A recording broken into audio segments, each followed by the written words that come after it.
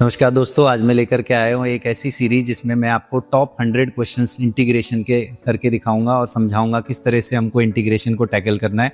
ये series dedicated रहेगी हमारी सीबीएसई बोर्ड एग्जाम्स के लिए। ठीक है, स्टार्ट करते हैं। पहला क्वेश्चन हम लेकर के आए। यहाँ पर क्वेश्चन में ई की पावर में लॉग फंक्शन है और इस तरीके से एक रेशनल फंक्शन की फॉर्म में हमको क्वेश्चन मिला हुआ है। इसका हमको इंटीग्रेशन करना है। तो देखिए, इंटीग्रेशन में क्या किया जाता है। सबसे पहले अगर आप नोटिस करोगे तो जो क्वेश्चंस हैं उनको पहले सॉल्व करते हैं, लास्ट में जाकर इंटीग्रेशन करते हैं, वो भी एक फॉर्मूला लगा के। तो ये सॉल्विंग क्यों चल रही है बार बार हर क्वेश्चन में? कभी कुछ सॉल्व कर रहे हैं, कभी कुछ सॉल्व कर रहे हैं। जो फंक्शन है उन्हीं को सॉल्व कर रहे हैं, इंटीग्रेशन तो कर ही नहीं रहे। वो तो लास्ट में जाकर एक फॉर्मूला लग रहा है। तो देखो, इंटीग्रेशन के साथ प्रॉब्लम ये है कि इंटीग्रल जो ऑपरेटर है हमारा, ये इंटीग्रल ऑपरेटर है, ये है ठीक, इसके पास सिर्फ एक ही प्रॉपर्टी है, वो है लीनियर प्रॉपर्टी। अगर इसके अंदर हम दो फंक्शन एडिशन या सब्ट्रैक्शन में रखेंगे तो ये उनको स्प्लिट कर देगा बस। अगर मल्टीप्लिकेशन में दो फंक्शन आ गए, ये कुछ नहीं कर सकता। अगर डिवीजन में दो फंक्शन आ गए, ये कुछ नहीं कर सकता।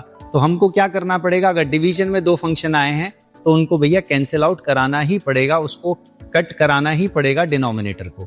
ठीक है, हर बार ये रूल बना लीजिए कि कभी भी अगर दो फंक्शन डिवीजन में होंगे तो आपको डिनोमिनेटर को काटना ही है। इसीलिए हम सिंप्लीफिकेशन करते हैं। ये सोच के मत करो कि हम इंटीग्रेशन कर रहे हैं। हम इंटीग्रेशन नहीं कर रहे, हम सिर्फ फंक्शन को सिंप्लीफाई कर रहे हैं और हम ये चाहते हैं कि इसका डिनोमिनेटर यहां से हट जाए। That's it. ठीक है, तो स्टार्ट करते हैं। यहां पर मैं एक प्रॉपर्टी यूज करने वाला हूं। ठीक है, वो प्रॉपर्टी ये कहती है कि कोई भी एक नंबर हो, कोई सा भी नंबर हो, उस नंबर की पावर में लॉग लिख दीजिए और इस लॉग का कुछ भी बेस हो। ठीक है, इससे फर्क नहीं पड़ता। अगर ऐसा है तो हम इन दोनों वैल्यूज को, इन दोनों वेरिएबल्स को इंटरचेंज कर सकते हैं। ये लॉग की प्रॉपर्टी है। ठीक है, तो आप इस x को यहां नीचे लिख देंगे a की जगह और ये a चला जाएगा यहां ऊपर।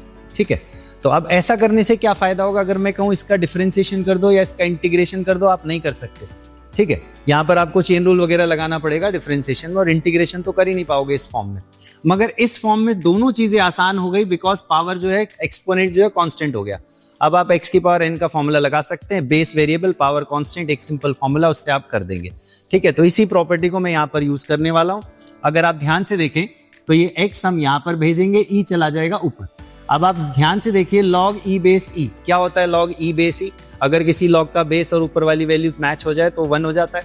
ठीक है, सिंपल प्रॉपर्टी है, सबको पता होगी। तो स्टार्ट करते हैं। तो ये वैल्यू x नीचे आ गया, e ऊपर चला गया, एंड लॉग ई बेस ई क्या बन गया? 1। तो ये वैल्यू किसके इक्विवेलेंट है? ये x की पावर 5 है। ये क्या चीज बनेगा? सिमिलरली x इधर आएगा, e ऊपर जाएगा, log e बेस e 1 हो गया। ये कितना बन गया? x की पावर 4। डिनोमिनेटर में सिमिलरली x क्यूब और x स्क्वायर आ गया। अब देखिए, अब इसका इंटीग्रेशन कैसे करें? भैया, डिनोमिनेटर को आपको कैंसिल आउट कराना है। अब अपने आप सोचिए, फैक्टराइजेशन करिए, डिवाइड करिए, कॉमन लीजिए, कुछ भी करिए, डिनोमिनेटर को हटाइए। और यहाँ पर देखो, सिंपल सी बात हमको दिख रही है, क्लियरली दिख रही है कि हम यहाँ से न्यूमरेटर में से x की पावर 4 कॉमन ले सकते हैं और डिनोमिनेटर से भी x स्क्वायर कॉमन आ रहा है। और देखिए ध्यान से, ये दोनों कैंसिल आउट हो गए, इवन ये भी कैंसिल आउट हो गए, रह गया केवल x स्क्वायर। x स्क्वायर का इंटीग्रल सब जानते हैं, x cube by 3 plus c। तो देखिए, बात ध्यान रखिए, इंटीग्रेशन लास्ट स्टेप में जाके हुआ है। ठीक है, पूरे स्टेप में इंटीग्रेशन नहीं हुआ, लास्ट स्टेप में हुआ है। आपको फंक्शन को सॉल्व करना है सबसे पहले। क्यों? क्योंकि डिवीजन का कोई रूल नहीं है। चलिए, मिलते हैं नेक्स्ट वीडियो में।